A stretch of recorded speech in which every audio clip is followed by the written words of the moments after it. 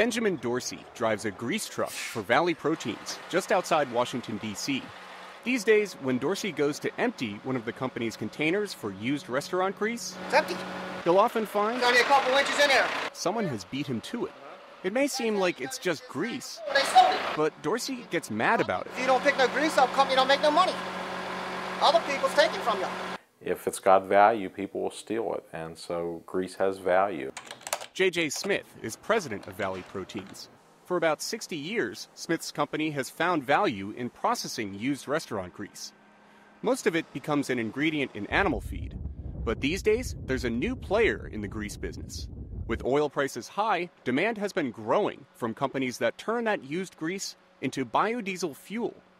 Smith says the extra demand from biofuels is a key reason the price of grease has doubled in the past year and nearly quadrupled since 2006. There's a finite amount of fat available in the United States, so when you only had animal feeders demanding the product, it was much more in balance. More demand means higher prices, which means more incentive to steal. Smith suspects, but can't prove, that his competitors are the ones stealing. While they're pumping their legitimate container on this side of the property line, they might reach over and put their hose in my container at the next restaurant over. Benjamin Dorsey gets suspicious whenever he sees a small tanker truck with a hose. Okay, he's sitting right there now. He spots a truck designed to empty portable toilets. This time it's a false alarm, but he says it's been done before. We have one out here, it's Johnny Spotty. He's using one of them, the septic truck. Valley Proteins says they're losing about 10% of their grease supply to theft.